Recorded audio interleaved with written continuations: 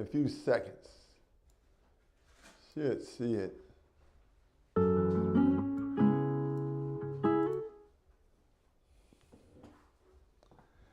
Let me know when it comes up.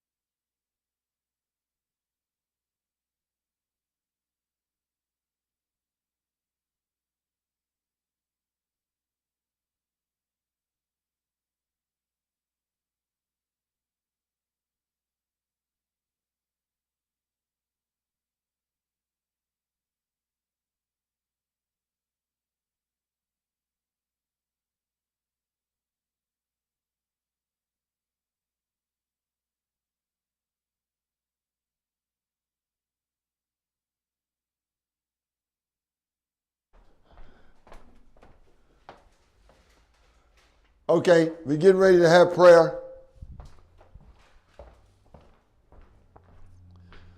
Okay, Father in heaven, we come before you.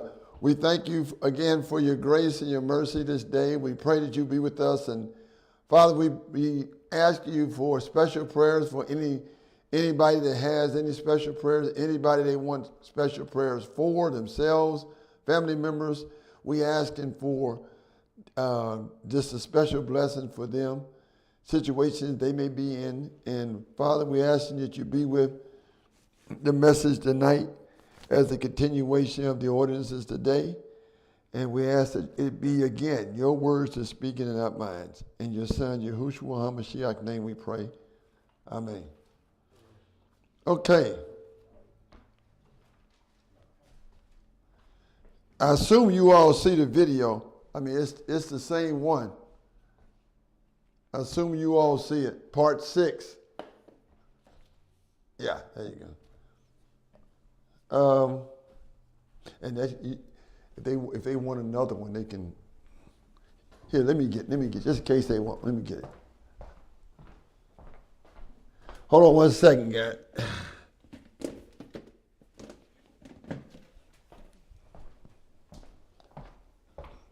There you go. Okay. So we're starting in Leviticus 8. We're going to Leviticus 18. So can I, let's see what we got. We got 30 verses. So we can get, I guess, 10 apiece. Can we get 3 to give us 10? We got 30 verses. So somebody can start off. And you okay, Leviticus 18. Yeah, Leviticus 18. All right, starting with verse 1. And Yahuwah spake unto Moses, saying, Speak unto the children of Israel, and say unto them, I am Yahuwah your Yah.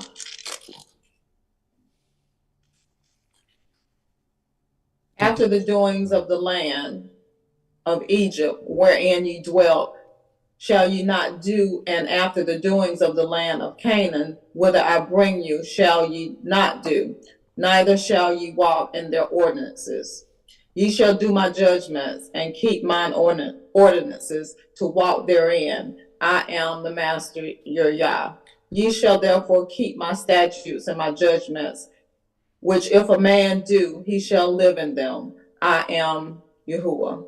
None of you shall approach to any that is near of kin to him to uncover their nakedness. I am Yahuwah.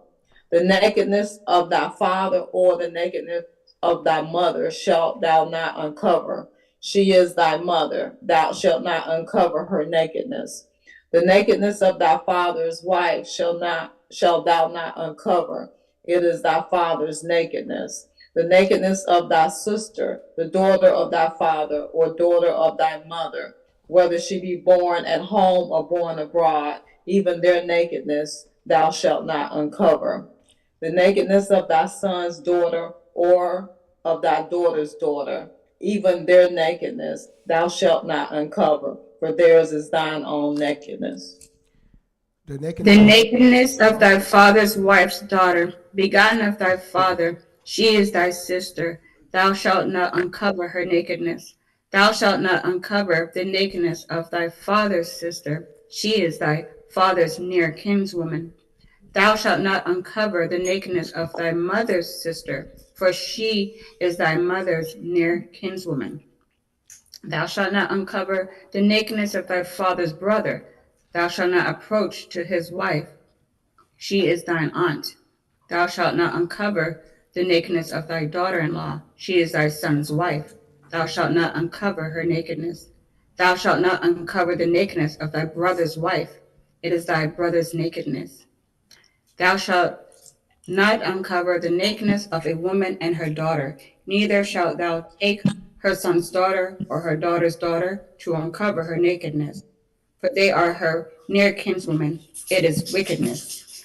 Neither shalt thou take a wife to her sister to vex her, to uncover her nakedness beside the other in her lifetime. Also thou shalt not approach unto a woman to uncover her nakedness, as long as she is put apart for her uncleanness. Moreover, thou shalt not lie carnally with thy neighbor's wife, to defile thyself with her.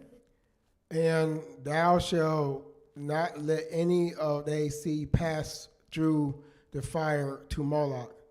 Neither shalt thou profane the name of thy Yah. I am Yahuwah. Thou shalt not lie with mankind as with womankind. It is abomination. Neither shalt thou lie with any beast to defile thyself therewith. Neither shall any woman stand before a beast to lie down thereto. It is confusion. Defile not ye yourself in any of these things, for in all these the nations are defiled which I cast out before you. And the land is defiled, therefore I do visit the iniquities thereof upon it, and the land itself vomited out her habitation. Ye shall therefore keep my statutes and my judgments, and shall not commit any of these abominations, neither any of your own nation, nor any stranger that sojourneth among you.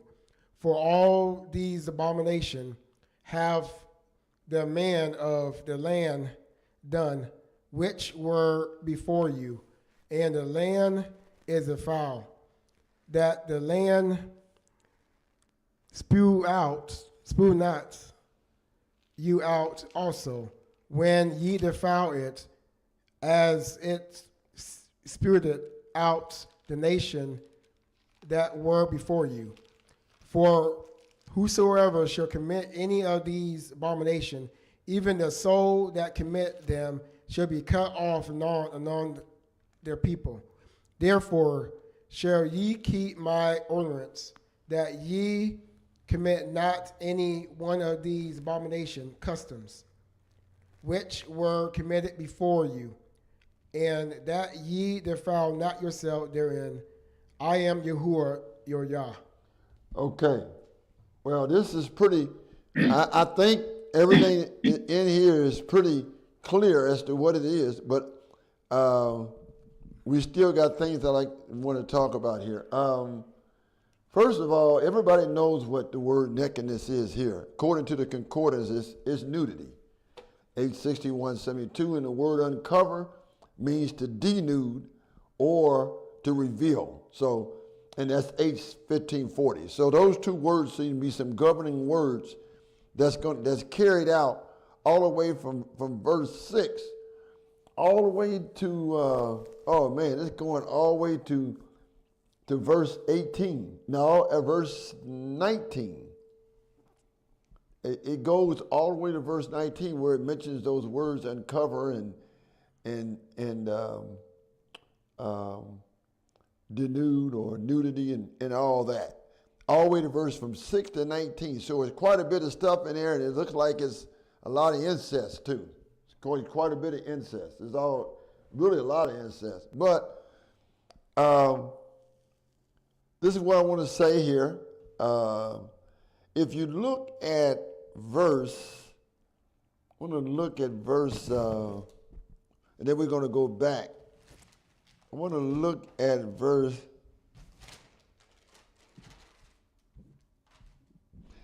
27. You can go to verse 27.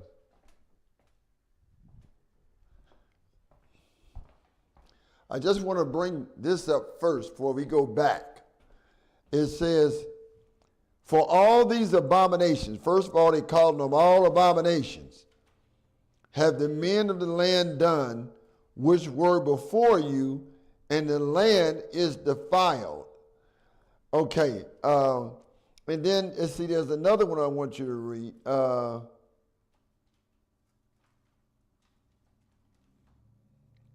Verse 24. It says, defile not yourselves in any of these things, for in all these the nations are defiled, which I cast out before you. See, when they get ready to go over into the promised land, they was getting ready to go into a land where the Canaanites and all them were at. And the land already had Baal worshiping and all kind of stuff going over there. But what I wanted you to see, though, too, as well, is now going back to 18 and looking at verse just 1 to 5. I want to read that again, verses 1 to 5 again. And that is, and Yahuwah spake unto Moses, saying, speak unto the children of Israel, and say unto them, I am Yahuwah your Yah. After the doings of the land of Egypt, wherein ye dwelleth, shall ye not do, and after the doings of the land of Canaan, whither I bring you, shall ye not do, neither shall you walk in their ordinances. So they were not to adhere and do the things that they just came out of Egypt, which they were there for over 400 years. Neither were they to do anything that's abominable, any of those things in the land they get ready to come into. Ye shall do my judgments and keep my ordinances, to walk therein. I am Yahuwah your Yah. Ye shall therefore keep my statutes, and remember statutes and my judgments, those are ordinances, which if a man do, he shall live in them, and I am Yahuwah. Says he shall live in them. Now you'll find that these abominations and stuff, a lot of these are going to come up when we get to verse 20 that talks about the penalties to these abominable things and things that's being done. It's interesting. They didn't put the penalties in 18. They just pretty much told us what they were. But when we get to 20 going to give us an idea of what's going to happen to the people, the penalty, the judgments. That's why here in 18 is like the statutes, is laying out what it is, and 20 is like the judgment. This is what's going to be pronounced on you because of you breaking my commands, my statutes. So, when we look at verses 6 to 19, talks about all this uncovering. You know, like for example, it starts off with verse 6. None of you shall approach to any that is near of kin to him to uncover their nakedness. I am Yahuwah. So, brothers and sisters and mothers and mother and sons and dads and daughters and dads and sister-in-laws and mother-in-laws and father-in-laws and uncles, and none of that interaction of sexuality should have been coming going on between them. And Yah saying that was going on in Egypt and is going on in Canaan. So just because you're in the midst of it, just like the garden, just like in the Garden of Eden, you know, you had the tree in the midst of the garden, and because the tree's in the midst of the garden doesn't mean you need to eat out of it because it's there. Just because you going into a land where all that wickedness is at, it was like a test, just like the tree of the knowledge of good and evil was a test. Yeah, Rich. If you ain't finished, Reverend. No. If you're not finished, are we going to talk about, you know, what I said before in the tent of Ham? I mean, the tent of Noah. You can go ahead. You Yeah. can go ahead. You can go ahead and bring that up now, because we talk about uncovering this stuff. Yeah, we go back to Genesis chapter 9.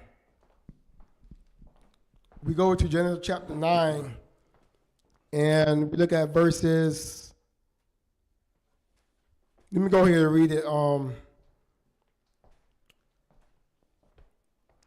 can go down. Start with 20. I'll start with 21. Start going down. Verse 21 of chapter 9 of Genesis. And he drank of the wine and was drunken, and he was uncovered within his tent. And Ham, the father of Canaan, saw the nakedness of his father, and told his two brethren were out. And Shem and Japheth took a garment and laid it upon both their shoulders, and went backward and covered the nakedness of their father. And their face were backward, and they saw not their father's nakedness. And Noah awoke from his wine and knew what his younger son had done unto him. And he said, Cursed be Canaan, a servant of servants shall he be unto his brethren. So we look at the what happened. He cursed Canaan. He didn't say he cursed Ham. What had happened, it mentioned up here that, you know, Ham is the father of Canaan. It's something that Canaan did, because whoever sinned and get, did the sin, get the punishment. And we look at the word nakedness. We go verse 23, we want to say, we go verse 21 when it mentioned uncover in a tent. Then down to 22, he saw the nakedness of his father. Then verse 23, it say it covered a father's nakedness. And we go back to Leviticus 18. And we look at verses 8. When it say the nakedness of their father's wife shall thou not uncover, is it a father's nakedness? So it wasn't really, it wasn't Noah that was, naked, whatever. It was Noah's wife. You look at that, it say they father's nakedness is their wife, because they one flesh. So that's why the land of Canaan were cursed, because what he did. What he did, because incest, pretty much with the grandma. Because you go back to 18, I think it's verses 3. And you go to Canaan, look at the definition of Canaan, and it tell you, Canaan, a son of Ham, also Nation, a merchant, a traffic merchant. So he was, his son, it was telling you his son was no good, whatever. So it's something that happened with that tent while the land of Canaan got cursed. The land of Canaan got cursed, and the land got taken away, down the line. Okay, so everybody understood that, what he was talking about? I know he talked to me about this before, but I always get confused about it being his the wife. Yeah, okay. If we can just kind of break that down. Yeah, you got to go back. If you go back to the verses he brought up there in verse 21 and 22. They stay those two right now. It says, so in Genesis 9, verse 21 and 22, it says, and he drank of the wine. And that's Noah that drank of the wine, and he was drunken. And he was uncovered within his tent. Now, the uncovered part in the tent wasn't, now, first of all, I wanted to say that the uncovered part here and the nakedness part in verse 22 is the same H reference as the one he just mentioned in verse 8 of chapter 18. So the uncover that I gave earlier, H1540, is the same uncover reference. 9:21 in Genesis is the same in 18:8 of Leviticus. The nakedness, which means nudity, is the same reference in 9:22 of Genesis that's also in 18:8. So when it says, when you read it, and he drank of the wine and was drunken, and he was uncovered within his tent. See, when it says he is uncovered, many look at that as being Noah himself that was uncovered, his nudity, but that's not the case. Because I even thought that long a time before. But when you start comparing line upon line, you find out when there's an uncovering of someone's nakedness, which in this case is always the woman, nakedness uncovered, that is referring to whoever it is talking about. In this case, it was talking about Noah's wife. So, because it says, and Ham, the father of Canaan, saw the nakedness of his father. So Ham's father was Noah, and the nakedness of Noah was his wife. They never gave the wife name. So when you come over to verse 8, the nakedness of thy father's wife, that's the same as Noah's, the nakedness that's uncovered, that's Noah's. The nakedness that's uncovered of Noah is not Noah himself being naked. His nakedness is his wife. The wife belongs to him. That's his wife. So it's her that's being uncovered. That's being, in other words, when he came in there, he saw her nude. He saw her naked, nude. He saw his mother. He saw his mother nude, which is Noah's nakedness, which is Noah's wife. You follow me? Yes.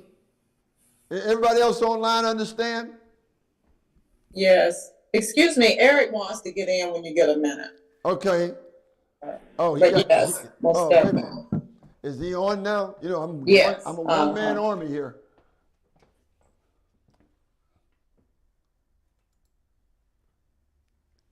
And I wanted to share Ham. It's like wherever somebody drunken stuff, a lot of misfit things happen, and somebody knock out, drunk, and then stuff that go on. We can see in a lot of stuff go on. Somebody drunk, and then somebody got opportunity to do something, and it looked like Ham went in and saw his saw his son with his mother. That's why when Noah woke up, he said, "Curse thee, Canaan." He didn't say curse thee, Ham, because Canaan did the act. I think I don't know. There's scripture. Whoever did the act is the one that get punished. Yes, that's correct. So that's why Canaan were cursed. Well, you won't. It's interesting though, but you won't see what the penalty is for that until we get to chapter 20. Yeah. when we get to 20, you will see what the penalty is for stuff like that. Anybody have anything else with that in particular? So what we're saying is that Ham didn't do nothing. Canaan was the one that was guilty. Yeah, Canaan was the one. He's the one who saw his father's nakedness. It wasn't Ham. Because when you read it, that's why, and the reason why we know that is because Canaan was the one that was cursed, more so or less. Even though, it says Canaan. So that means this was sometime after they had landed and the flood was over. Yeah. The flood's over now. Yeah, the flood was over. The flood ended in chapter 8. Well, I'm glad y'all pointed that out because I was like that too. The way I was reading it, I always thought Ham had did something, but that just goes to show you No. everything you read is not the way it should be. Yeah, but I used to think the same thing too. And until you start to lining up scriptures with other scriptures, Grady. When you start, again, the word nakedness and drunk, and once you get an understanding of that, and you don't get an understanding of that from that text. You get a better understanding when you go over to Leviticus 18. That's when that's when the floodgates begin to open up. So he was bringing that up, and I'm going to go back to Leviticus 18. I need to go back there to Leviticus 18 because, as I mentioned, starting with verse 6 and going all the way to verse 19, is all this uncovering and all this nakedness and all this stuff here. If you notice, it's mainly all relatives, sisters-in-laws, brothers-in-laws, uncles and aunts, and all kind of stuff there. Everybody is just blended in with everybody and having relationship, with family members. And y'all say that, and again, we're going to find out what the penalty is when we get to 20. Right now, we just seeing all the acts, what Yah is calling an abomination. All this is abomination. That's why some things and we'll probably be talking about those two as well when we get to those chapters. There's some things that when you become unclean, Yah says even if you clean, then you're okay. We'll get to that. We'll talk about that when we get to that chapter. There are some things that's unclean that Yah has mercy for to allow cleanliness, allow a person to be clean.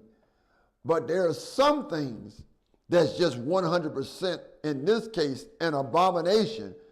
And this right here, these abominations, death.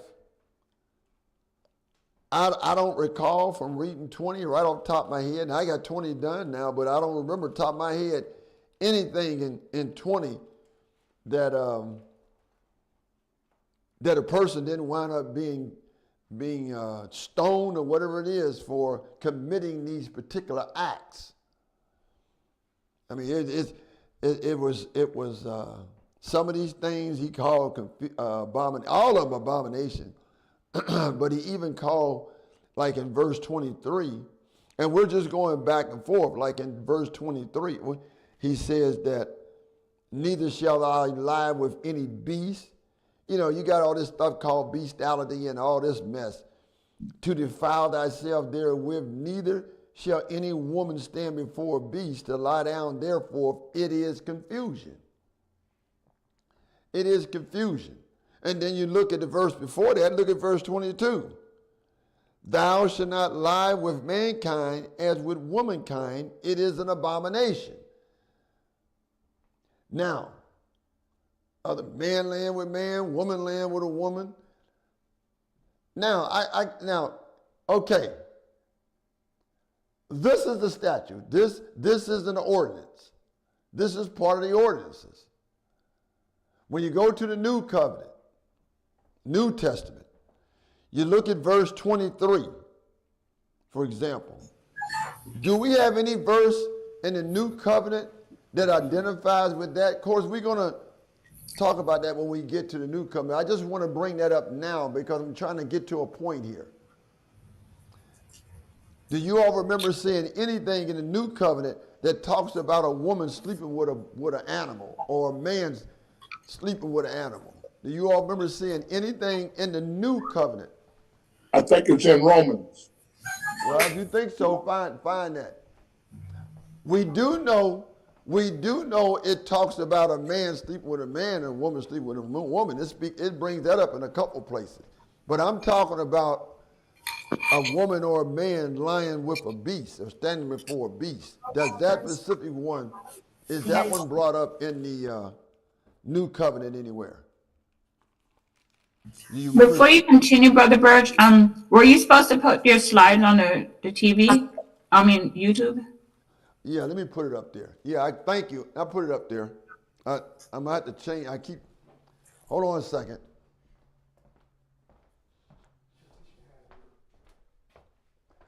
You guys got copies of it, I think. But yeah, I do want to put it up there though. Yes, I have the copy. Yeah, but I do want it up there. Show me how to do it. I can't do it. Huh? You show me how to do it. I can't do it. Oh, no, you said it's okay. I just see, yeah, because you got to keep going back and forth.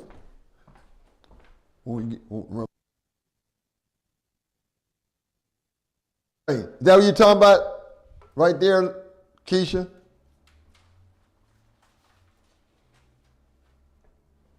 Is that what you're talking about? It didn't come up yet. It just is delayed. It popped up, okay. Okay, it's up now, yes. Yeah, I see. and we're on number 18. We're in chapter 18. Right. The question I asked, though, do you all remember seeing anything? Yes, I do know, and I think you're right, Grady. I think it is in Romans that speaks about a man sleeping with a man and a woman sleeping with a woman. But the question I'm asking, do you see any in here that specifically gives us an idea about a woman or a man with an animal? Do you all remember seeing that anywhere? I don't remember seeing that anywhere. And I mean, directly saying that. Now, we look at verse 26 and 27 of Romans 1, 26 and 27. And, it says, for this cause Yah gave them over to vile affection, for even their women did change the natural use into that which is against nature. And likewise also the men, leaving the natural use of the woman, burning their lust one towards another. Well, that's men with men working that which is unseemly and receiving in themselves the recompense of the error which was meet. So that first one where it talks about, for this cause Yah gave them up to vile affections, for even their women did change the natural use into that which is against nature. So, as I'm going to you sleep with animals can be against nature. That can be against them. But I have to go, and I haven't got to that point yet, though. I just thought about that and I'm bringing it up because the point I'm leading up to is this. Back to our key verse again, Colossians 2:14. Blotting out the handwritings of the writing, blotting out the handwriting of the ordinances that was against us. The point I want to bring up is if we get rid of all the ordinances, it tells me that Leviticus 18, is that 22? Leviticus 18, got to get back to it. Leviticus 18, 22, thou shalt not lie with mankind as with womankind, it is an abomination. Well, if it's abomination here, and is mentioned in Romans 1, how are we getting rid of the ordinance? That specific ordinance is still there. That particular sin or iniquity or abomination is still there. So we didn't get rid of all of the ordinances. This is the ordinance. This is the statute. They were not to be women sleeping with women, men sleeping with men. They were not to be doing that, or sleeping with animals. You can reason that out. That's why the scripture, go with me over to Isaiah 118. A lot of times we're not going to find everything written in here verbatim. Everything. You gotta do line upon line and precept upon precept. Brother Birch, Yes. did you mention Leviticus 20 and 13? Leviticus, no, not 20. No, we're not in 20. We're in 18. But it says about the same thing. No. Yeah, the only thing, I didn't say anything about 20 yet, because 20 is going to start talking about the penalties of a lot of things that's in 18. Oh, okay. Yeah, we hadn't got, yeah, 20 is, yes. 20, and we're going to go through that. We're going to compare. We're going to look at what 20 says and find out where it's at in Leviticus. And a lot of them is in 18. And then I'm taking you here to this verse, Isaiah 28:10 talks about line upon line, precept upon precept. But then I want you to go to Isaiah 1:18. Look at Isaiah 1:18. And I bring that up for this reason.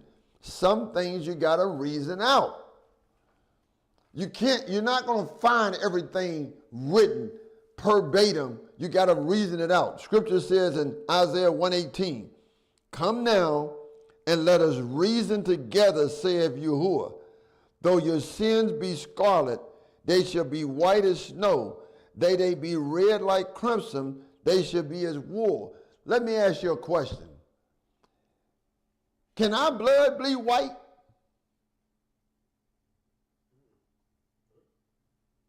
It says, saith the Lord, though your sins be as scarlet, scarlet is red, they shall be as white as snow.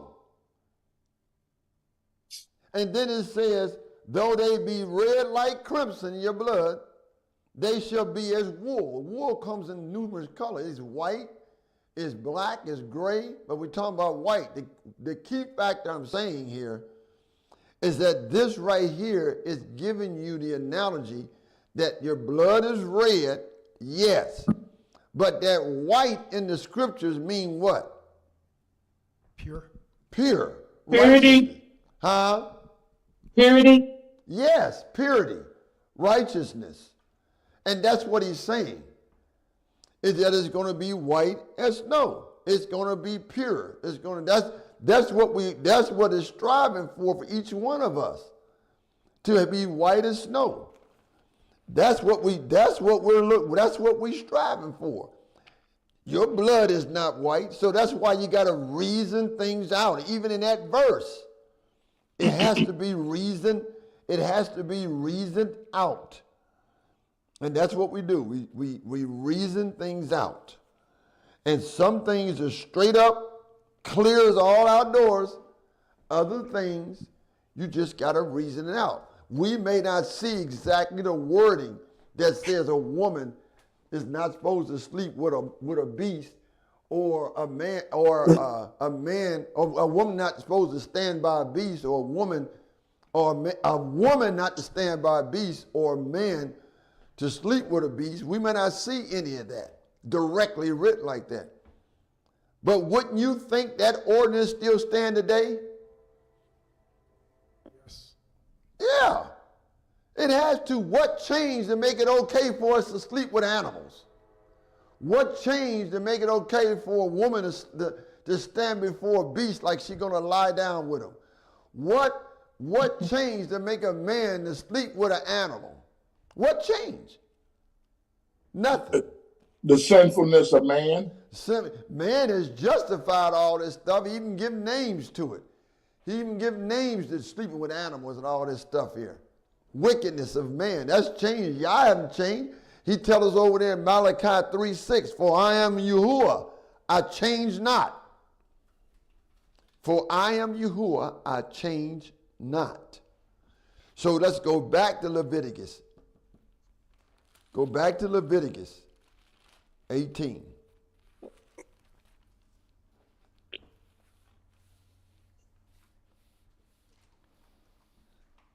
These things in here, guys, these things in here, everything we've been talking about and everything's in here, they are abomination. He spewed this stuff out of his mouth. It is an abomination. This ain't going to be no tap on the shoulder when people are doing this during that time. This wasn't a tap on the shoulder and say, okay, I give you a little break here. You can go and do this, do that, and I'll give you a chance to come back. No, we're going to find out some of the penalties, the judgments. See, that's why the statutes, with what we're reading right now, and then the judgments, which is in 20, both of those together makes up the ordinances. That's why we on some of the slides I showed before, where I was telling you that, let me see here if I can find it.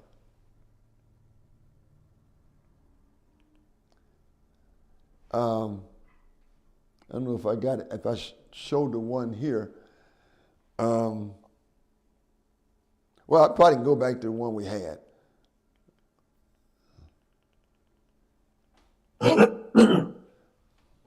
Right here. If you look at it, if you look on the left side here on the screen, on your screen, where it says the laws, H8451, is the ordinances and the Ten Commandments. Well, contained in the ordinances are, if you look down, you see that the statutes and judgments. It's statute and judgments. So you got the ordinances, then you have not only just the ordinances, you got the statute and the judgments. And then those statute and judgments, of course, is the ordinances. And contained in those ordinances are offerings, animal sacrifice, the feast, and civil laws, laws of the land.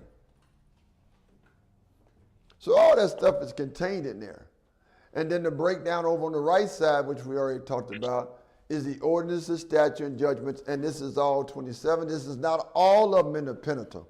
This is not all of them in the Torah, but the first 5 books, that is.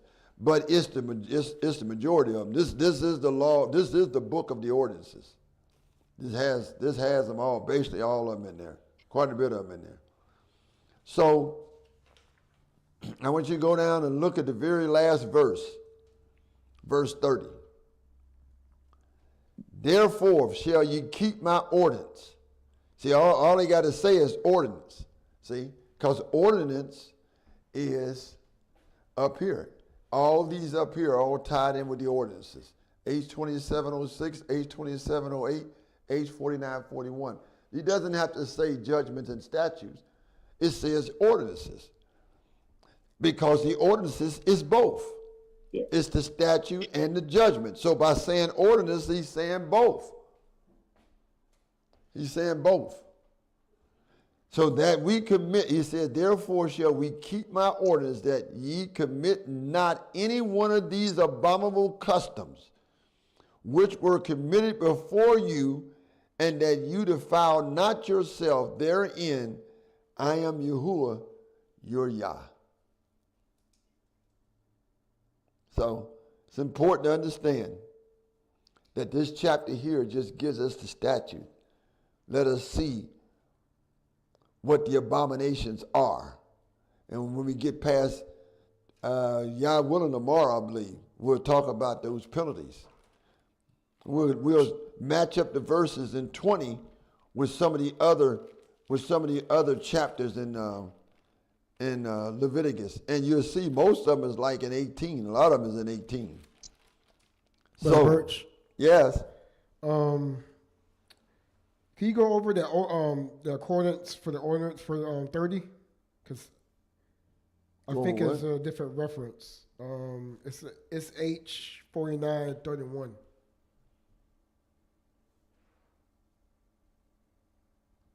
It is written different. Huh? It is written different. Wait a minute. Leviticus. Chapter 18, verse 30. The accordance for ordinance.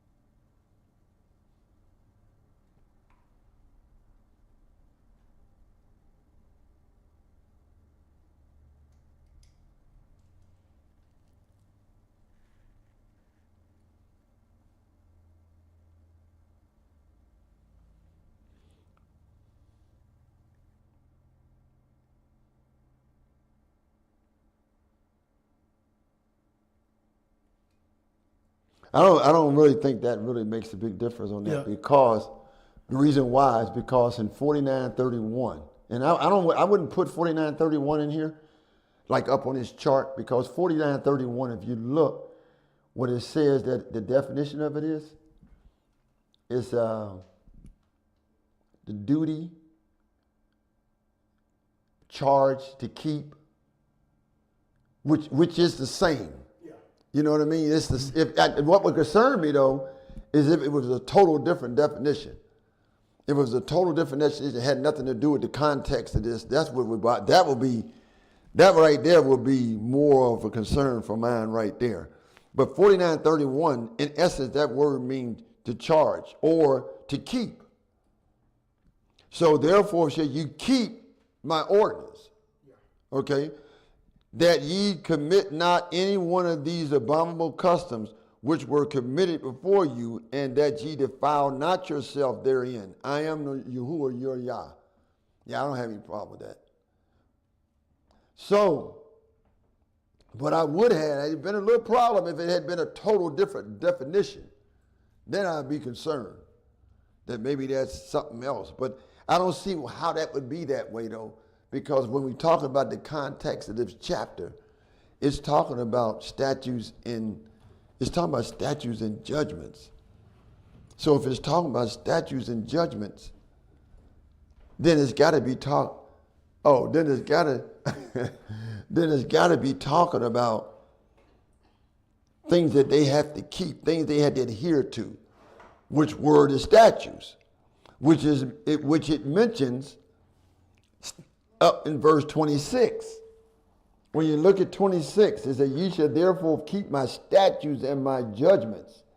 That's the ordinance. That's 4941. But then, like you say in verse 30, it has 4931. But that is to keep. So therefore you shall keep my ordinances. So you should keep it. All right. Anybody have anything else before we go to 19? The only thing I said, I'm going to start using this verse right here to prove that there are some that we do have to keep because this will gross them out. So they'll start believing that and start studying. Yeah, because see, you and Rich and Eric and myself, I know for sure, has heard about that Colossians 2:14 again, blotting out the handwriting of the ordinances that were against us. And that's always been inclusive of any of the ordinances. But that can't be. That's really only referring to the blood animal sacrifices. That's the only thing they could be referring to. So we can't say the ordinances are done away with, and then under the same breath say that a woman can't be sleeping with a woman and a man sleeping with a man. Because now we're saying that the ordinances were not done away with. You see what I'm saying? We got to. Yeah, exactly. That's what I'm saying. Yeah. You got to read. The scripture says, "Let us come together and reason out," say the Lord. Now we got to reason this out. I know it's going against the conventional thinking. It's going against the conventional thinking, but I'm telling everybody, go by the conventional word, not the thinking. Go by what the word says and not what everybody's thoughts is and what everybody says in tradition. Prove it against the scriptures. Like you just said, Keisha, 22 and 23 makes it really clear that portion of these ordinances is still existing today. So when I hear somebody say the ordinances are done away with, then it creates a problem because when I go to Matthew 5:17 again, go there again, go to 5:17. Matthew 5:17.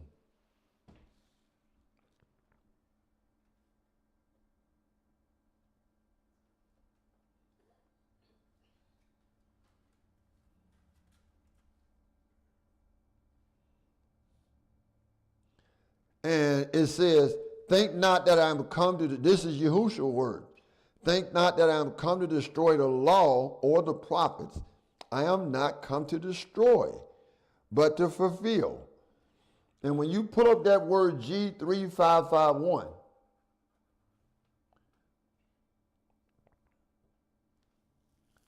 (517), and you look at that word, the law, G3551,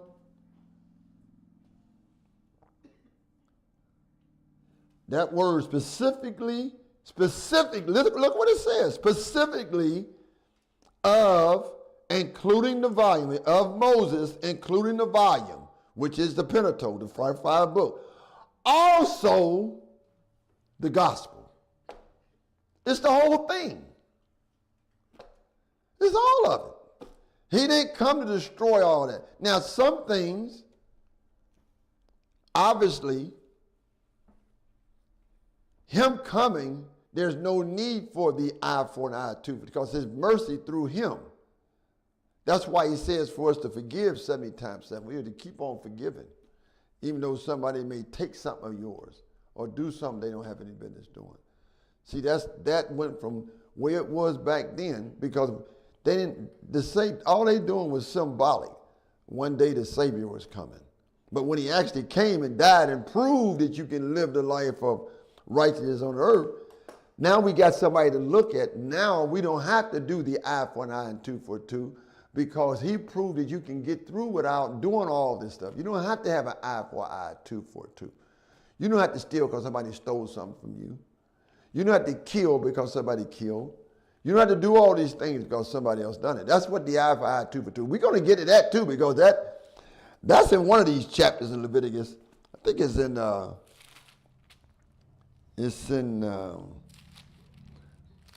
think I just got through looking at that too. Yeah, it's in chapter 24.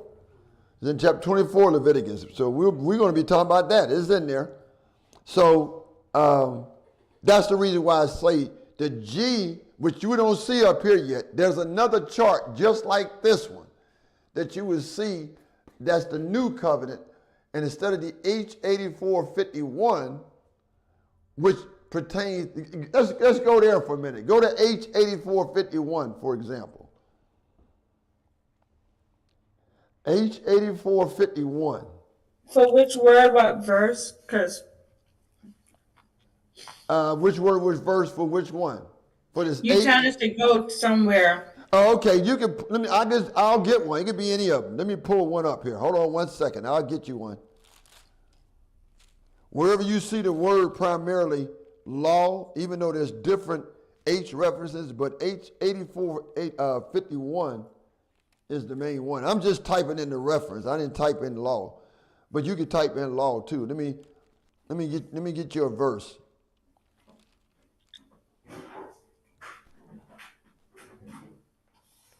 I'll get you a verse here. Let's see. Go to Leviticus. Wait a minute. We're in 18. Let me see if we got one in 18. No, not that kind of law.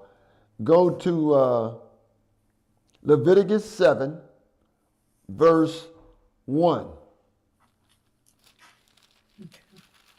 So since you're using the scriptures to go to it, you use that one. Leviticus 7, verse 1, and you see law has the reference 8451. Yes. Okay. Now go to it. Okay, a precept or statute, especially the Decalogue or Pentateuch law. Yes. A precept or statute, especially the Decalogue or Pentateuch, which is the law.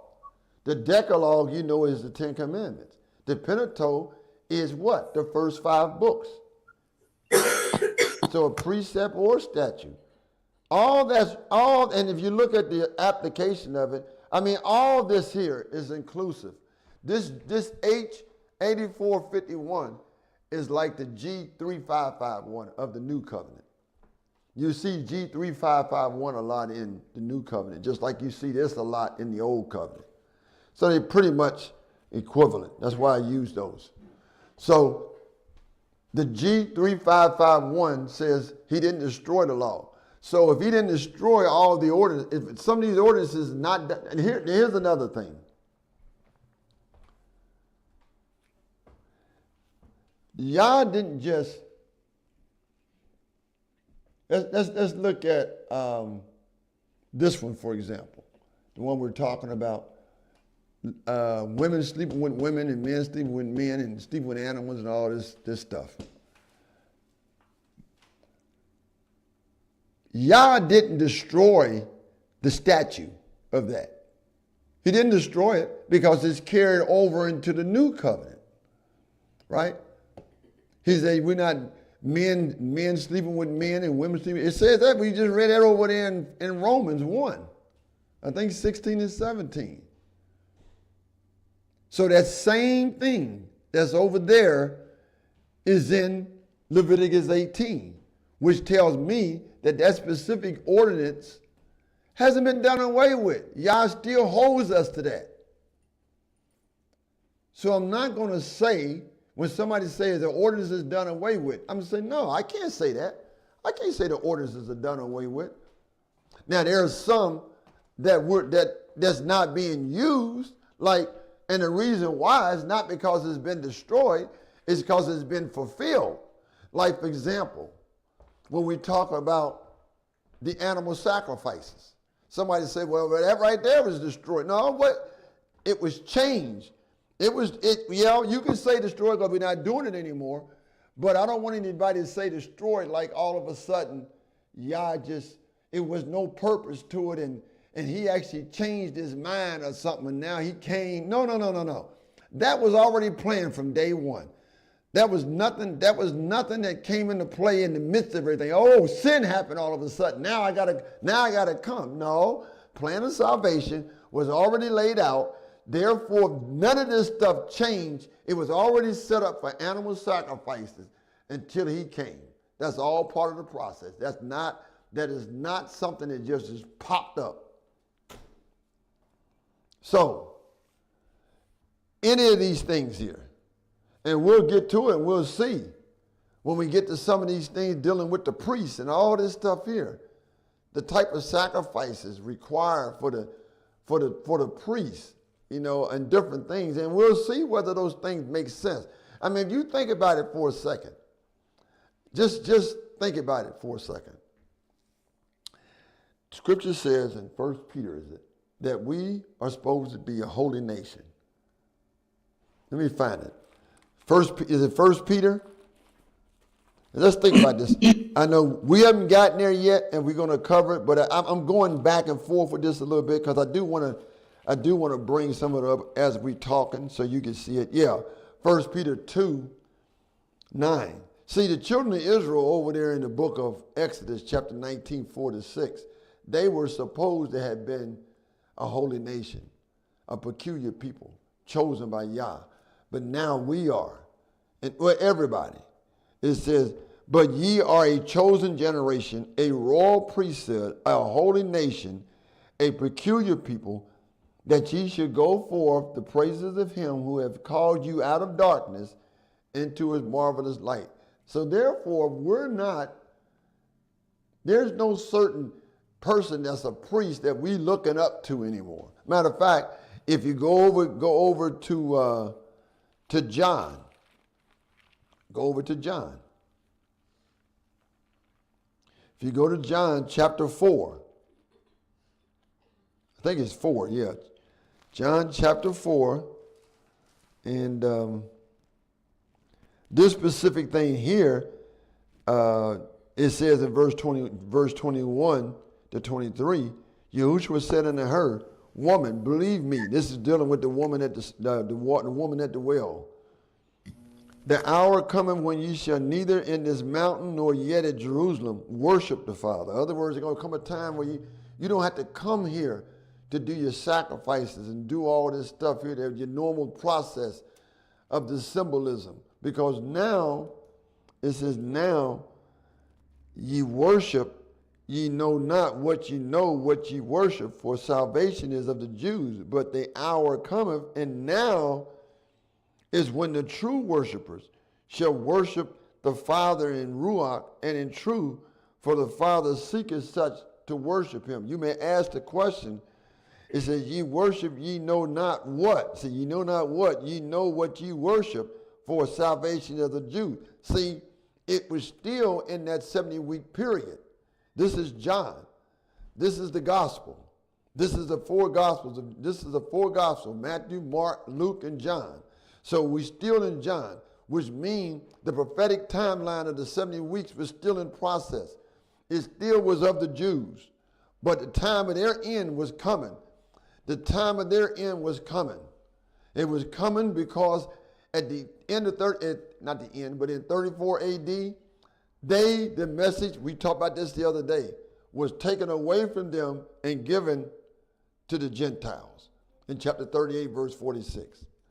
So that's the reason why it's worded like that. But then the true worshipers shall worship the Father in ruach and in truth, for the Father seeketh such to worship him. He's not looking for us to individually take lambs and goats and everything and go to the temple and have a priest represent us by taking the blood and spilling the blood on the, taking the blood and taking it and spilling it and putting it all over the mercy seat and all over the altar of sweet incense and the holy place and the most. We don't have to do all that anymore because that curtain has been opened now. The veil has been opened when Yahushua proved that you can live the life of him on this earth. Therefore, we all now can go straight to him. We don't have to go to a priest. So when it talks about, and we're gonna get to some of those too. So when it talks about these priests, the sons, because the only ones that was able to do the works in the sanctuary was the Kohathanites, which is the tribe from which Levi is from, which is the tribe which Moses and Aaron and them is from. They were the ones that conduct the services in the sanctuary. So when it starts talking about Aaron and his sons and all this, it's talking about from the tribe of Levi, which is from the Kohathanites, which is from the tribe of Levi, which everybody knows the Levites were the one that the ministry came out of. So when I look at that and we start going to some of these things that's talking about the priest, that's talking about the priest, and they start talking about the sacrifices and the offerings, we're going to know right off the bat, I think everybody would understand clearly right off the bat, that there's no longer required. So if the priest needed to do certain activities that required animal sacrifices, then that means that those particular things that the priest had to do no longer exist today for us. Number one, we don't have to worry about going to a priest. Number two, we don't have to go to a priest to be cleansed. So therefore, the whole ordination, the whole ceremony, the whole thing dealing with if they sin, what they got to do with the animal sacrifice, all that stuff is done away with. We don't have to carry out those specific things anymore. If we sin, we ain't got to take a goat nowhere. So when you come over to the new covenant, then I'm just giving you all a hint right off the bat. Like some of these things, priests shall not defile themselves, and this stuff right here. We started to get to some of these and look to see what's in these. And we're going to see, like this one, the holiness of the offerings. We're going to find a lot of that stuff is done away with. It is done away with because it's done away with because Yahushua is our high priest. That's the reason why. This stuff was only symbolic. It was only symbolic leading into Yahushua. It wasn't nothing new. That was part of the process. Part of the process is to have these offerings, do all this up to the time he come, and when he come, the offerings are no longer needed. Simple. Yah did not come to destroy the symbology of the offerings when they were being done, but they're done away with now because the process that required from day one, and we know the first offering was when? Who did the first? Adam, there was a sacrifice of a lamb.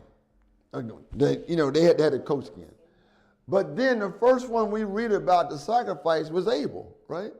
So they was doing sacrifices way since day one, way back when. So does that mean that that was destroyed? No, that wasn't destroyed, because that was all symbolic to lead us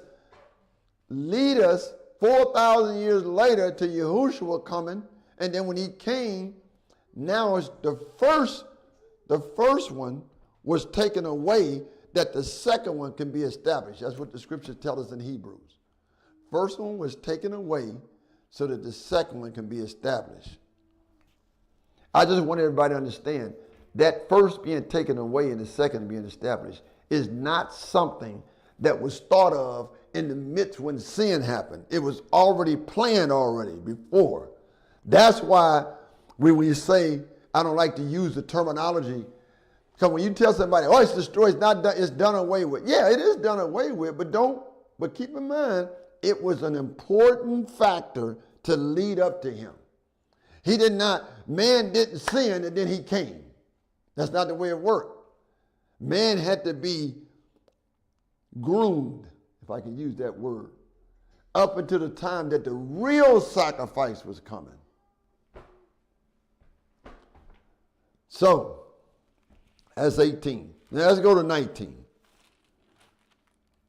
19. This is more so interesting too. Quite a bit of verses. Well, 37. So, let's go ahead and just take turns. Everybody start off reading 8 verses. Let's use 8 verses until we get to the end. And Yahuwah spake unto Moses, saying, Speak unto all the congregation of the children of Israel, and say unto them, Ye shall be holy, for I am Yahuwah, your Yah, am holy. Ye shall fear every man his mother, and his father, and keep my Sabbath. I am Yahuwah, your Yah. Turn ye not unto idols, nor make to yourself melted gods. I am Yahuwah, your Yah. And if ye offer a sacrifice of peace offering unto Yahuwah, ye shall offer it at your own will. It shall be eaten that same day ye offered it, and on the morrow, and if aught remain until the third day, it shall be burnt in the fire. And if it be eaten at all on the third day, it is abominable. It shall not be accepted. Therefore, everyone that eateth it shall bear his iniquity, because he had profaned the hallowed thing of Yahuwah, and that soul shall be cut off from among his people.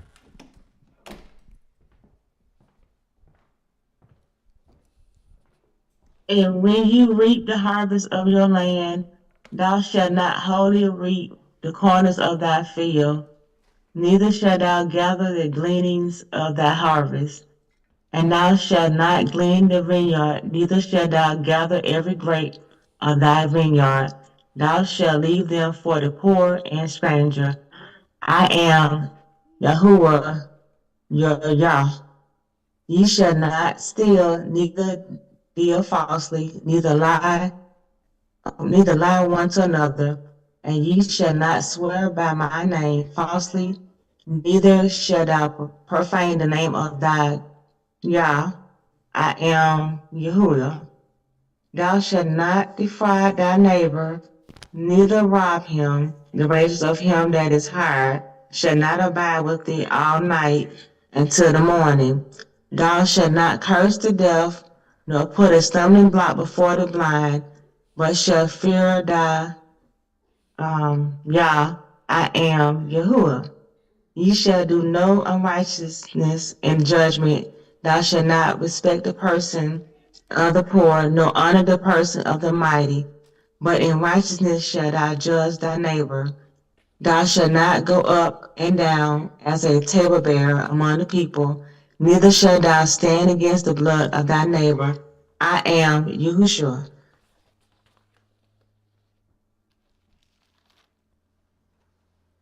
Thou shalt not hate thy brother in thine heart. Thou shalt in any wise rebuke thy neighbor, and not suffer sin upon him. Thou shalt not avenge, nor bear any grudge against the children of thy people, but thou shalt love thy neighbor as thyself. I am Yahuwah. Ye shall keep my statutes. Thou shalt not let thy cattle gender with a diverse kind. Thou shalt not sow thy field with mingled seed. Neither shall a garment mingled of linen and woolen come upon thee. And whosoever lieth carnally with a woman that is a bondmaid, betrothed to a husband, and not at all redeemed, nor freedom given her, she shall be scourged. They shall not be put to death, because she was not free. And he shall bring his trespass offering unto Yahuwah, unto the door of the tabernacle of the congregation, even a ram for a trespass offering. And the priest shall make an atonement for him with the ram of the trespass offering before Yahuwah for his sin which he hath done, and the sin which he hath done shall be forgiven him. And when ye shall come into the land, and shall have planted all manner of trees for food, then ye shall count the fruit thereof as uncircumcised. 3 years shall it be as uncircumcised unto you, it shall not be eaten off. But in the 4th year all the fruit thereof shall be kodesh to the praise Yah withal. And in the 5th year shall ye eat of the fruit thereof, that it may yield unto you the increase thereof. I am Yahuwah your Yah. Ye shall not eat anything with the blood, neither shall ye use enchantment, nor observe times. You shall not round the corners of your heads, neither shalt thou mar the corners of thy beard. You shall not make any cuttings in your flesh for the dead, nor print any marks upon you. I am Yahuwah.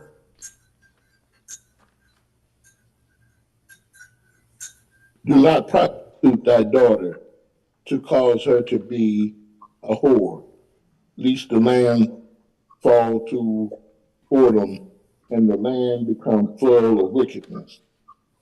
Ye shall keep my Sabbaths and reverence my sanctuary.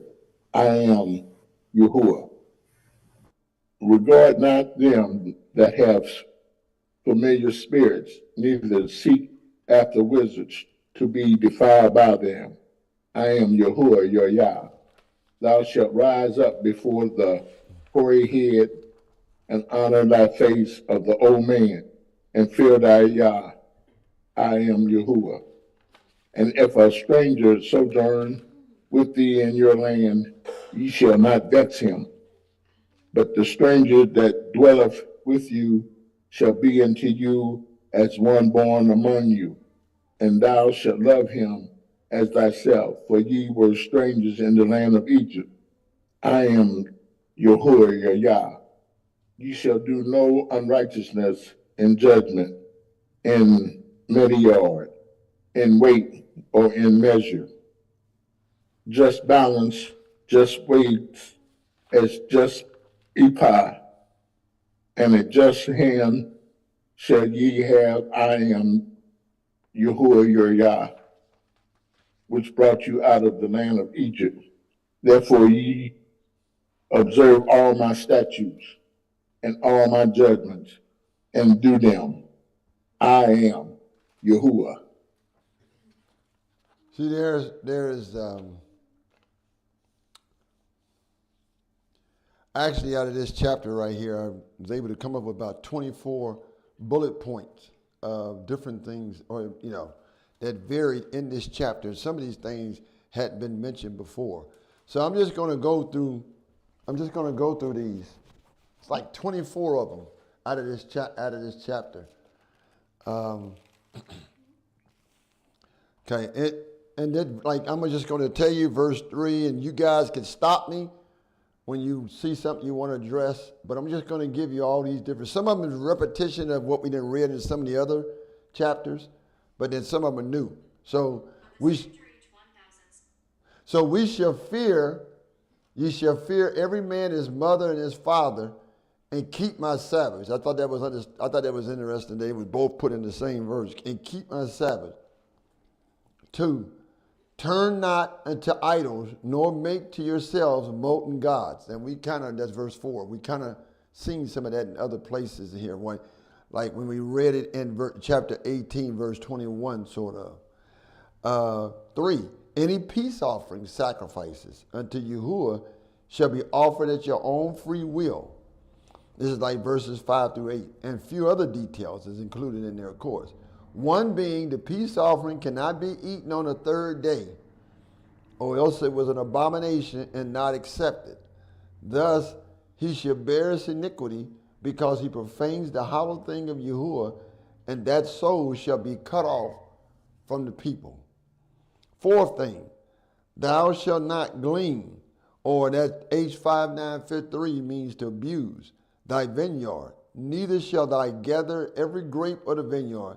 Thou shalt leave them for the poor and the stranger. You not to take everything, you leave some for them. 5, thou shalt not steal, neither deal falsely, neither lie one to another. Okay, I want to just take a break. Thou shalt not steal. Where is that located at? In the 10 Commandments. So how are we going to get rid of that? It's part of that. It says, thou shalt not steal. I think thou shalt not steal in the 10 Commandments, that's the same thou shalt not steal. It's stealing is stealing. So, and then lying. Lying, the scripture already tells us that lying lips are abomination to the Lord, but they that deal truly is to lie. I would say that carries on until now. So even with these ordinances, each chapter, when we get ready to go through this, and it's going to be a lot. Each of these chapters, like in this case, is 24 things. Each one of them is going to have to be broken down and say, okay, we need to do this, we don't need to do that. We need to do this, we don't need to do that. That kind of thing. Either way it goes, it's going to be at the point where it says that the ordinances are still, they're not completely done away with. Not all the ordinances. We just can't make a blanket statement that the ordinances are done away with. We can't do that. We can say it, but it's not true. Verse 6, you shall not swear by Yahuwah, name falsely, neither shalt thou profane his name of thy Yah. So that's similar to the 3rd commandment, right? Thou shalt not take the Lord thy God name in vain, for the Lord will not hold him guiltless who take his name in vain. You guys remember a lot of these ordinances, if not all the ordinances, are based off the 10 Commandments. They are more detailed from off the 10 Commandments, basically. Number 7, thou shalt not defraud thy neighbor, neither rob him. The wages of him that is hired shall not abide with thee all night until the morning. You should not do that. Have someone working like that, and you robbing from him, not paying him, or whatever you're doing. It says, number 8, thou shalt not curse the deaf, nor put a stumbling block before the blind, but should fear Yahuwah. Don't take advantage of somebody because they can't see. Thou, number 9, thou shalt do no unrighteousness in judgment. Thou shalt not respect the persons of the poor, nor honor the persons of the mighty, but in righteousness thou shalt judge thy neighbor. So you judge them, they judge them based on what they've done, not on who they are. 10, thou shalt not go up and down as a talebearer among thy people, neither shalt thou stand against the blood of thy neighbor. When I read this, thou shalt not go up and down as a talebearer among thy people. The first thing go to my mind is the abomination that Yah says that we are not to sow discord amongst the brethren. That's the first thing I think about when I read this right here. Because you got people that just want to keep stuff stirred up, just lying. False witness is lying. 11. Thou shalt not hate thy brother in thy heart. Okay. Thou shalt not in any wise rebuke thy neighbor and not suffer. See, now here's one. Thou shalt not hate thy brother in thy heart. See how important the heart is? The heart was important back there, Rich. No, it wasn't just the outer thing. It was the heart. The heart. Brother Burr, Yes. What's it to say? It's kind of confusing going down. Not saying the verse, I guess. Well, Yeah. I can just tell her the verses. Where they at. No, what it is, I was just trying to follow. I found where you're at, but so you were just listing, what are the numbers for you? Just listing like. Yeah, I can say, I can go back, I can give you the verse. You know, we already read the chapter. Yes. We just read the chapter. But what I'm reading, these bullet points, is coming from what we just read. I just broke it out. Okay, no problem. I just broke it out into bullet points. That's all. Okay, gotcha. Everything I'm saying right here. Let me. Okay, the first one I said was, every man and his mother and his father keep my Sabbaths. That's verse 3. Turn not into idols. Yeah, you don't have to. I understand. That's why I was trying to find it, and when you were naming them, I thought it might make it. them. I mean, I'm going through them pretty quickly here, but it don't take that long to do that. Turn not into idols and make yourself mold. I mean, that's verse 4. Verses 5 to 8. The peace offering sacrifices cannot be eaten on the third day, or else it would be an abomination and not accepted. That's verse 5 to 8. Then thou shalt not abuse or glean thy vineyard, neither shalt thou gather every grape of the vineyard. Thou shalt leave them for the poor and the stranger. That's verse 9 and 10. Thou shalt not steal, neither deal falsely, neither lie one to another. That's verse 11. Ye shall not swear by Yahuwah, name falsely, neither shalt thou profane his name of thy Yah. Verse 12. Verse 13, thou shalt not defraud thy neighbor, neither rob him. The wages of him that is hired shall not abide with thee all night until the morning, working him to death, and they ain't paying him anything. 14, thou shalt not curse the deaf, nor put a stumbling block before the blind, but should fear Yahuwah. Verse 15, thou shalt do no unrighteousness in judgment. Thou shalt not respect the persons of the poor, nor the person of the mighty, but in righteousness shall thou judge thy neighbor. Verse 16, thou shalt not go up and down as a talebearer among thy people, neither shall thou stand against the blood of thy neighbor. And this start in verse 17, thou shalt not hate thy brother in thine heart. Thou shalt not in any wise rebuke thy neighbor and not suffer sin upon him.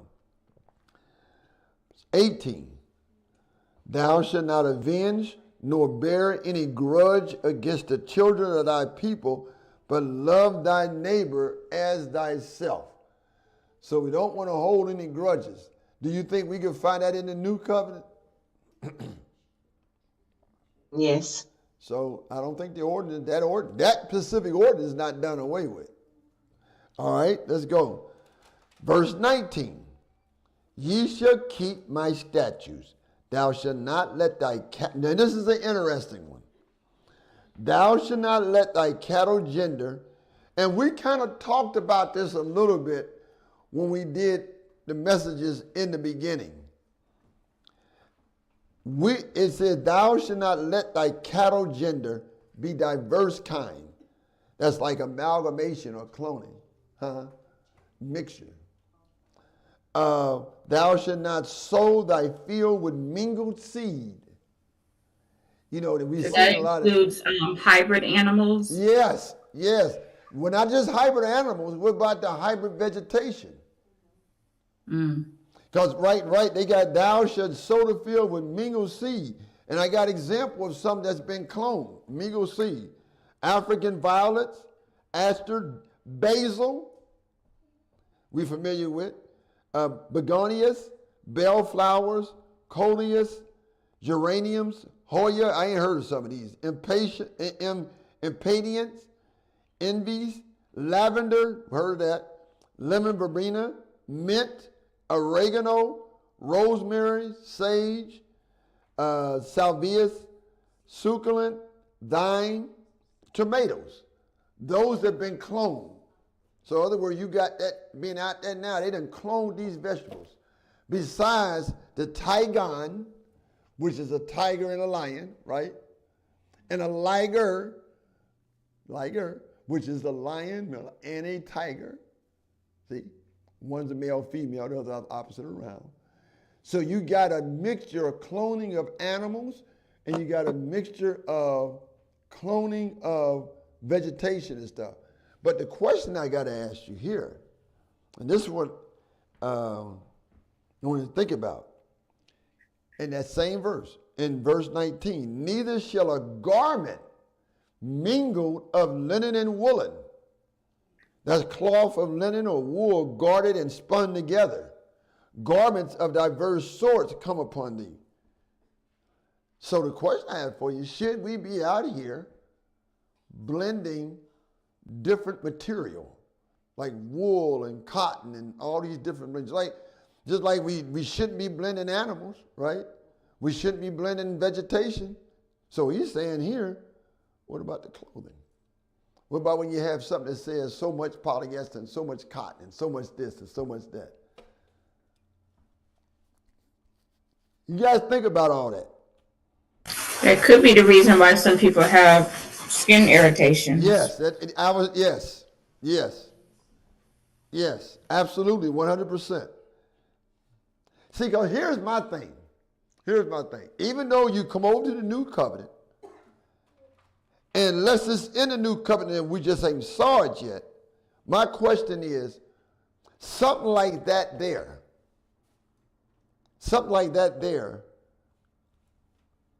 that doesn't impact offerings. Offerings are not involved with this here. This is a statute. My question is, what has changed to make it okay now to mix animals, okay to mix plants, and okay to mix clothing? That's the question I would ask. What changed?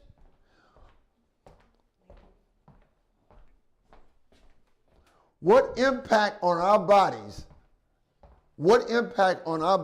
have changed to the fact that these things that's mentioned here has no relevancy to us now? I'm just going to be honest with you. I actually believe they're still relevant. We didn't got off into doing a lot of stuff. We got off to doing a lot of things. Because think about it. When Yahuwah created animals in the beginning, he said all the animals were kinds of animals. Not amalgamated animals, not cloning of animals. When they got onto the ark, it was the kinds of animals. In other words, animals that he created on the fourth and fifth day. Well, on the fifth day in particular. Sixth day, fifth and sixth day. Sixth day in particular, because the animals on the land.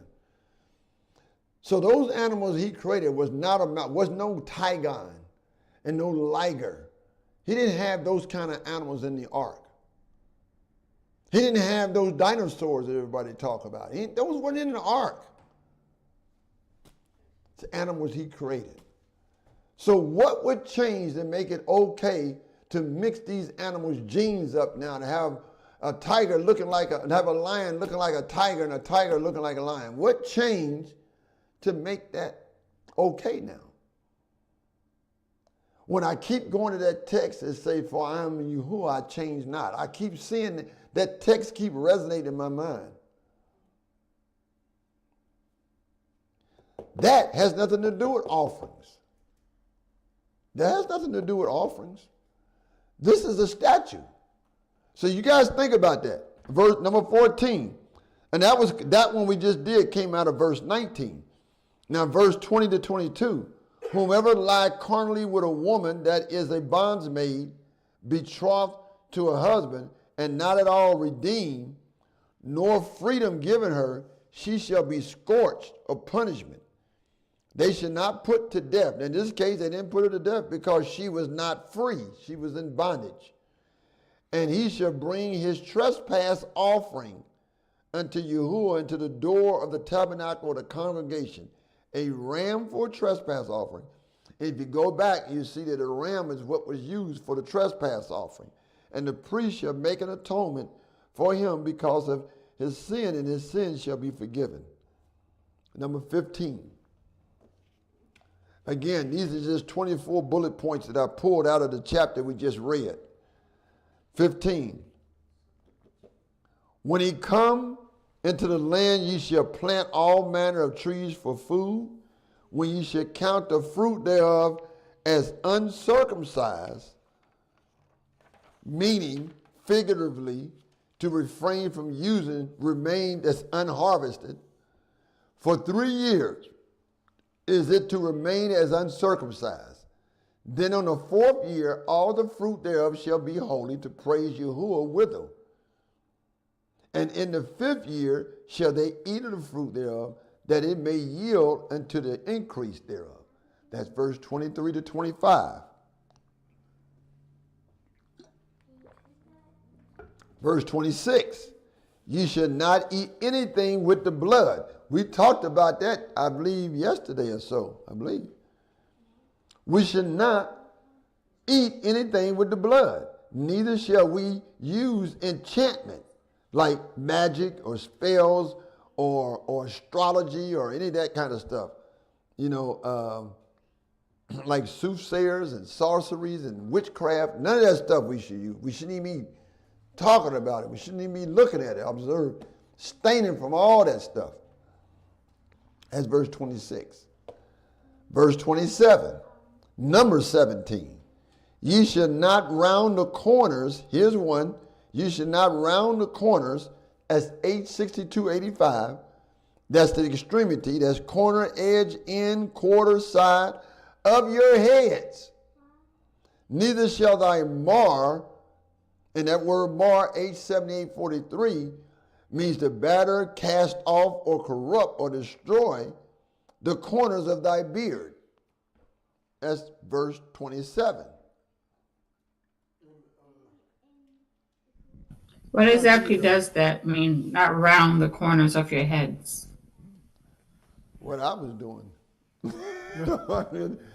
Shaving and stuff, shaving? like rounding your corners. That's the way I look at it. Like shaping up. From a male perspective, shaping your beard, you know what I mean? Shaping your beard? Yeah, like taking shaver and you know how you trim, you do trims? Yes. All that. And one thing I ever noticed, now, these Jews, these so-called Jews, you notice they don't ever do any of that. You ever notice that? How they look? Because I don't like the way they look when they look. Oh, I don't like when they look with all that stuff on their face like that. But anyway, but they look like they following this, really. Still, even though they're Orthodox Jews. But what you gonna say, Rich? I think my sister answered the same question. But the thing about me, my beards can't grow like that. Oh yeah, well, that's one we got. That's one to be thought about. Yeah, because when it says corner thy beards, that's shaping. That's like shaping, corner your beards. You don't see people do. You don't see people that's growing their beards do that. They let it just grow out. That's why it looks kind of all over the place. You know what I mean? It's not shaped up. That include mustache too? It don't say nothing about mustache, but I would have say that's everything. If he ain't doing that with this, he ain't doing that with that. I just don't know what we do when there's stuff all over your mouth and everything. Because some people's hair grow like, mine don't grow like that. It does get in the way. I cut it. I trim it. It gets down in the part. It gets in the way sometimes. I let it grow. It gets in the way. Sometimes it gets in the way. But, I mean, that's something we can think about, guys. It's another one of those ones. 18. Here's 18 now. This is in verse 28. You shall not make any cuttings in your flesh for the dead, nor print any marks upon you. Now, we pretty much know what that is. So are we Is that just for that time? What about now? Huh? We shouldn't be doing that. Now, again, the time of this ignorance, God winked at. So you don't hold accountable for things we don't know. But when we come into understanding the thing, we got to take heed. See, here's my thing with this, with all this. I do not want to not do something because it's not convenient for me. I want to do something because it's the right thing to do.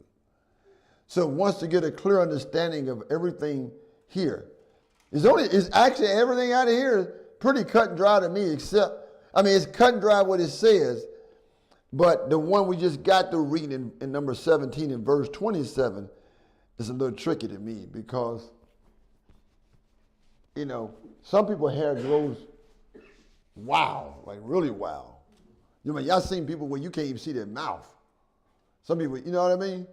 And I just, that's the only one I'm just wondering about. But I got to dig more digging on 17.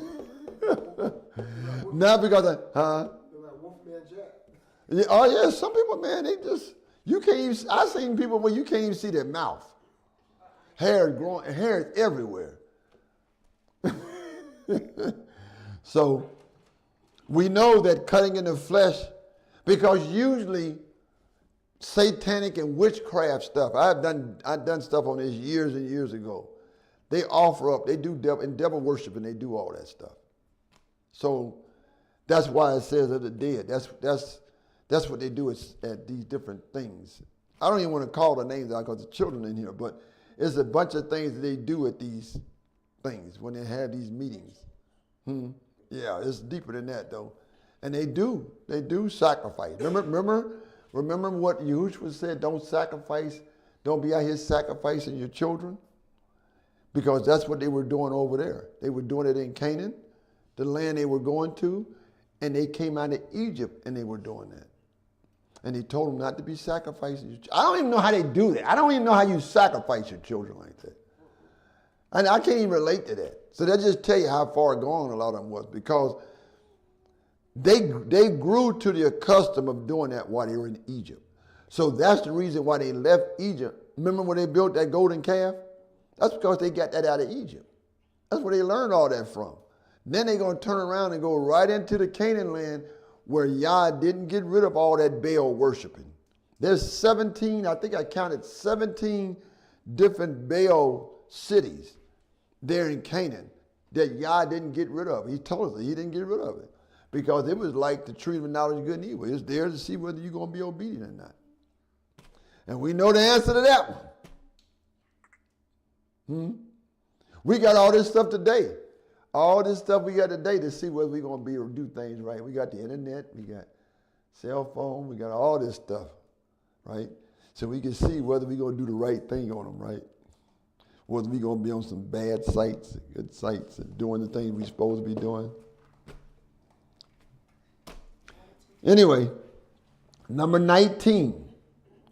Do not prostitute thy daughter to cause her to be a whore, lest the land fall to whoredom and the land become full of wickedness.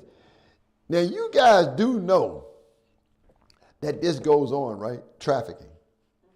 And you do know that parents actually, for money, yeah, they actually traffic their daughters or their children, whatever it may be. That's sad. For money. Because that's usually what it's for, money. What else is it for? Unless, of course, their life is being threatened. Yeah, I'm just going to say this. I guess everybody has different mindsets. But I'm going to, if you're going to take my child, I'm going to die, evidently. Because it's going to be a little battle.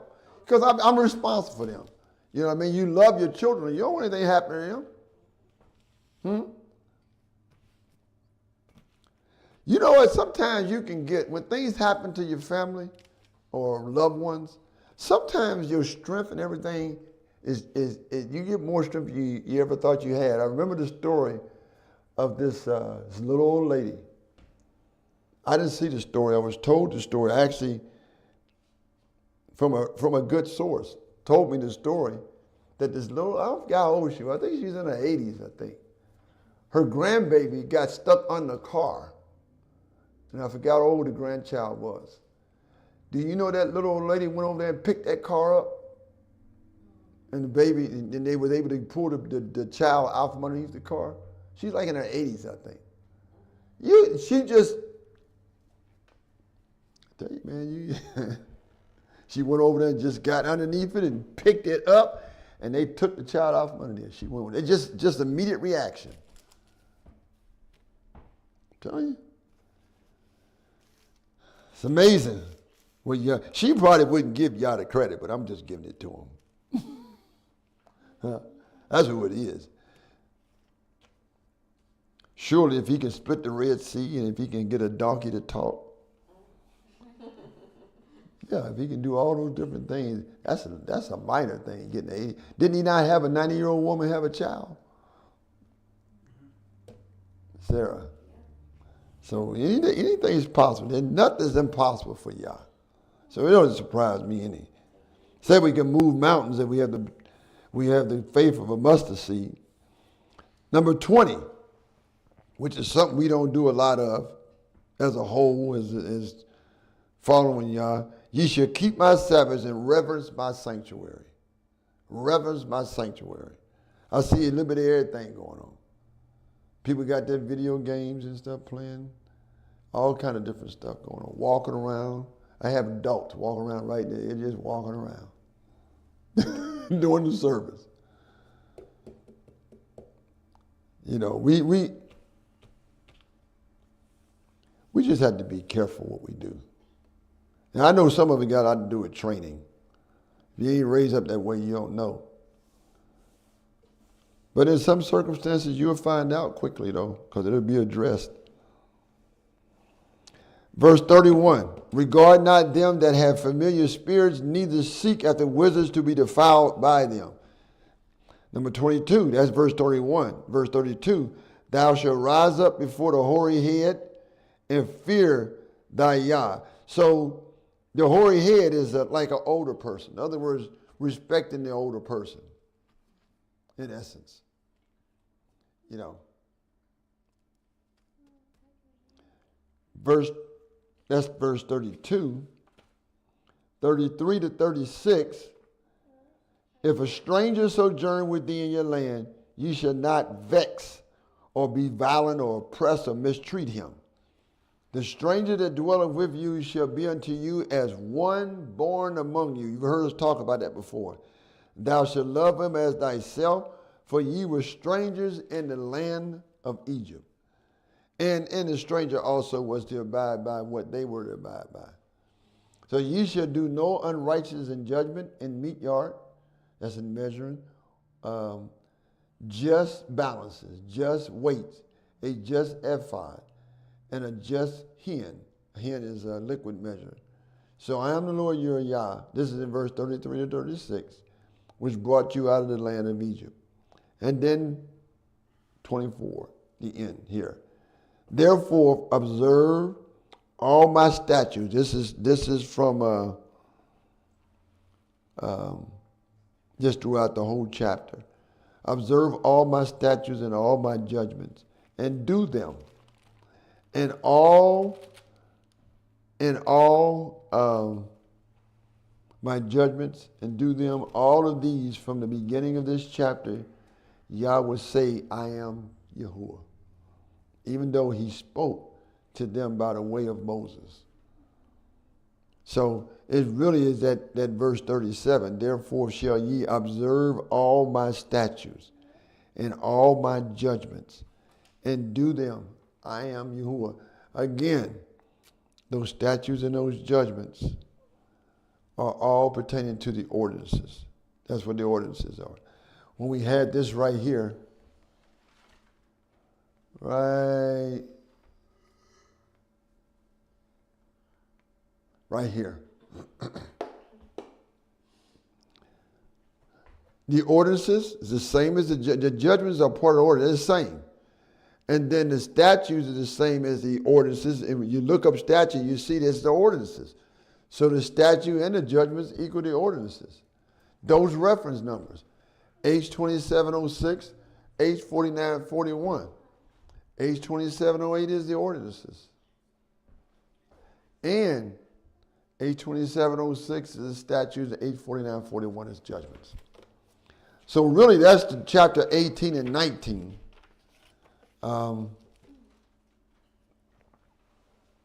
Anybody have any questions, any comments on these? The plan tomorrow, Yah willing, is chapter 20 and 21. And that's the one I was talking about in 20. We're just going to start comparing these verses in here with other places, because this is the penalty. These are the judgments. Penalties are judgments. So these are the judgments. And if you look at these judgments, you can find them somewhere else in Leviticus mostly. There might be a few outside Leviticus, but most of them you'll find they're right there contained within Leviticus. So just to give you an example of one, if you look at 20, chapter 20, verse 10, just to give you an example. And you guys can go through this yourself before tomorrow if you want to. And it says, and the man that committeth adultery with another man's wife, even he that committed adultery with his neighbor's wife, the adulterer and adulteress shall surely be put to death.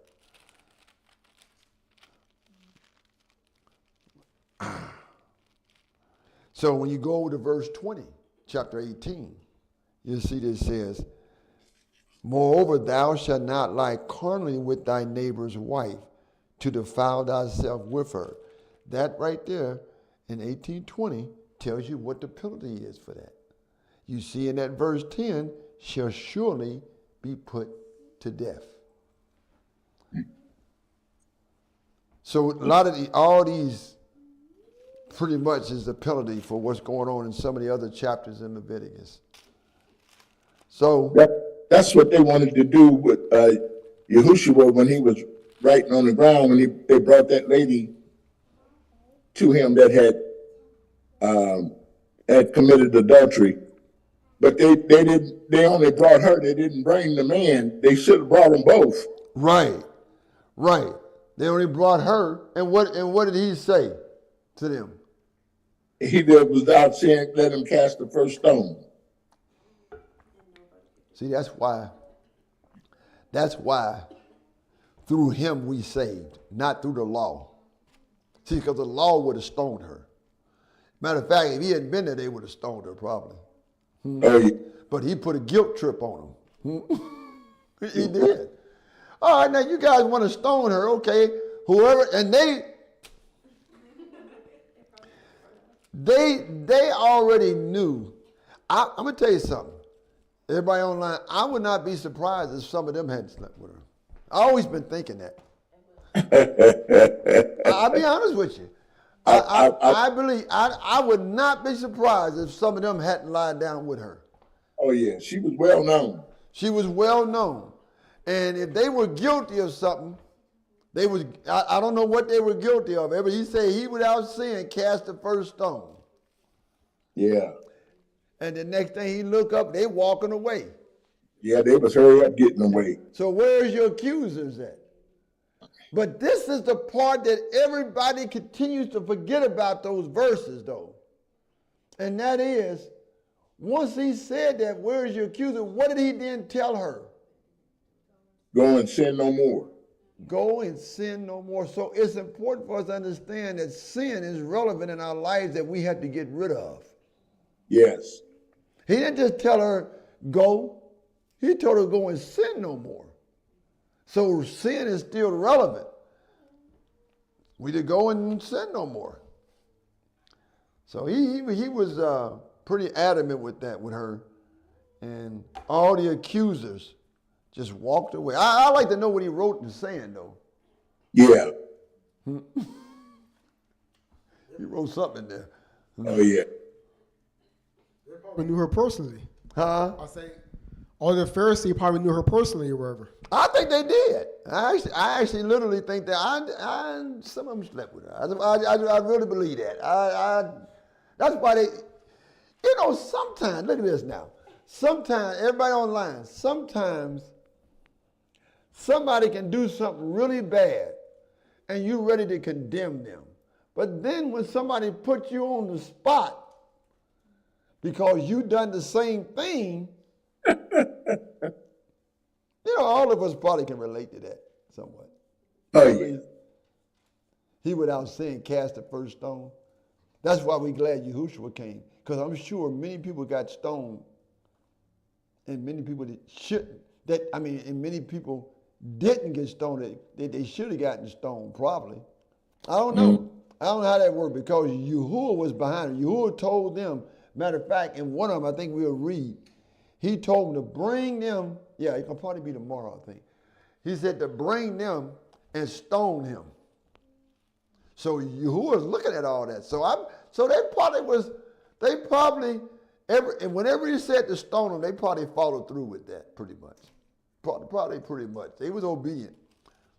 But I think we are a lot of times guilty of accusing people of things, and we're guilty of, even if we're not guilty of that, we're guilty of something else. Even if it's not that, it's something else. You know, the guy that they didn't bring probably was one of their friends. Could have been. Could have been. This gets back to that thing that was brought up yesterday that you brought up, is that in John 21:25, I think it is, the last verse, where it talks about Yahushua did so many things that there's not enough books to contain. There was so much stuff that went on back then, and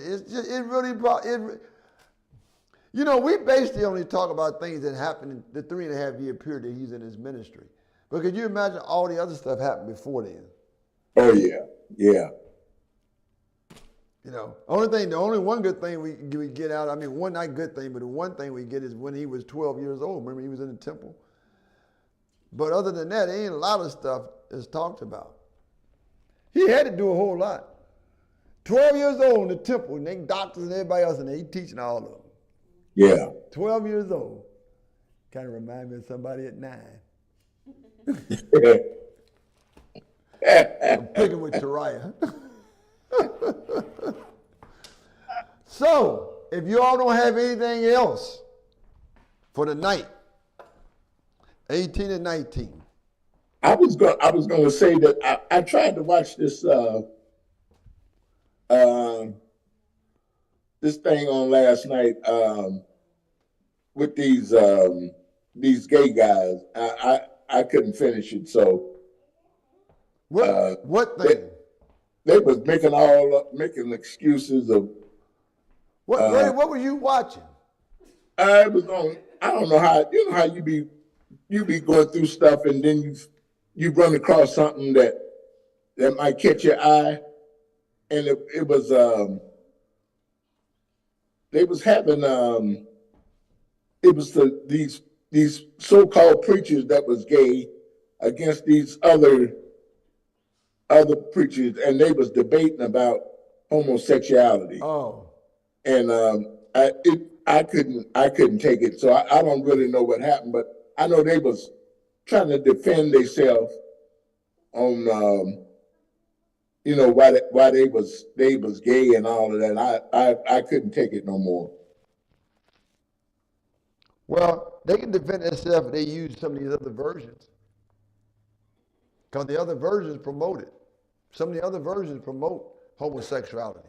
So if they're using their version, and when the person that's debating them uses the KJV, they ain't gonna be on the same page. Right. Something like that, though, I wouldn't even waste my time with something like that. Well, I did. I don't know what version they was using, because I couldn't take. I only looked at it about 5 minutes, and I'm like, this is enough. I couldn't take it. Yeah. Yeah. Well, everybody has an opportunity to get their lives together, but it's another thing when everybody's trying to justify something that's wrong. That's another problem. See, if you continue on, no matter what it is, not just homosexuality, anything, if you continue on believing that what you're doing is okay, then you'll never get out of what you're doing. You'll just keep on doing what you're doing. You'll never get out of it because you be prideful in it, and you think it's right, you think it's okay, and you go right, you're burned right up with that thought. Yeah, people got all that. People's mindset is all over the place. People think a lot of different things, and I don't know. Sin is sin. They can twist it around and do all they want to do with it, but it doesn't matter. Sin is sin. Yep. And homosexuality is carried over to the new covenant, which means that it is still an abomination. If it was an abomination then, it's an abomination now.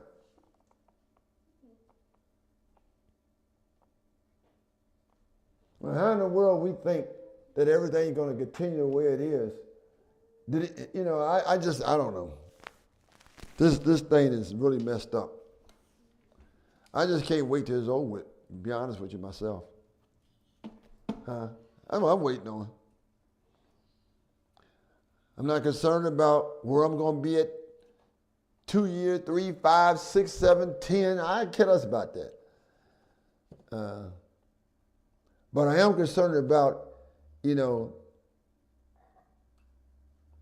each day we living in, each second we living in. We want to live for Yahuwah. We want to please him, like Revelation 4:11 says. He created us for his pleasure.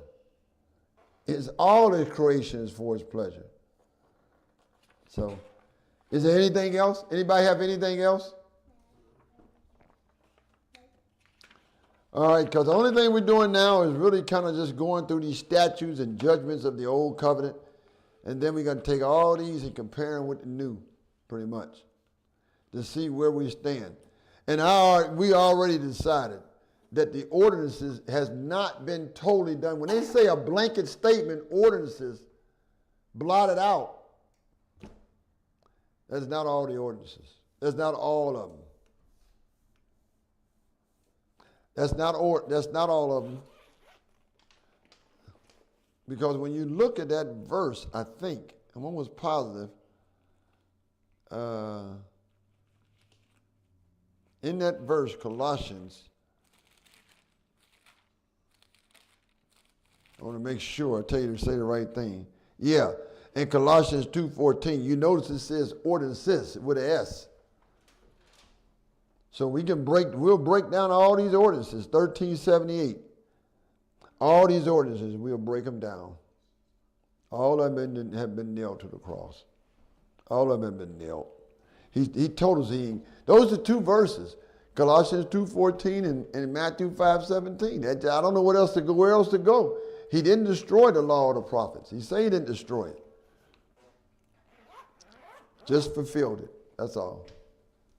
So when he came and took away the animal sacrifices, he fulfilled that. Because the animal sacrifices was part of the process to lead to him.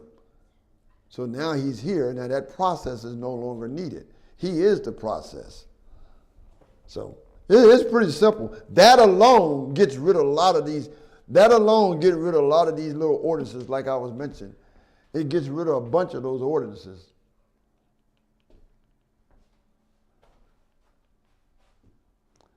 Like this, priests shall not defile themselves.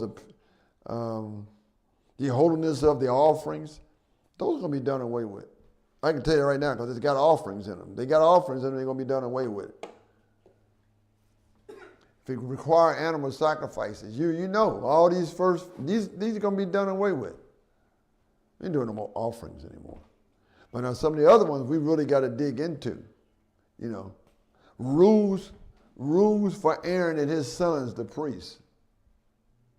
We'll just look at all those. We're going to look at all of them, though. But anyway, if we don't have anything else, we'll stand and we'll go and have closure here.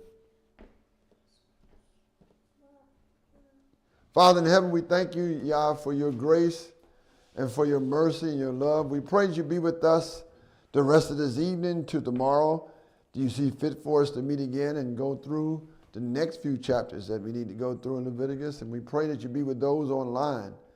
Lead us and guide us and strengthen us and help us, Father, to do your will. We ask you in the name of your Son, Yahushua HaMashiach's name, we do pray. So be it, so be it. Good night, everyone. Good night. Good night. Have a good night, everyone. Good night. Good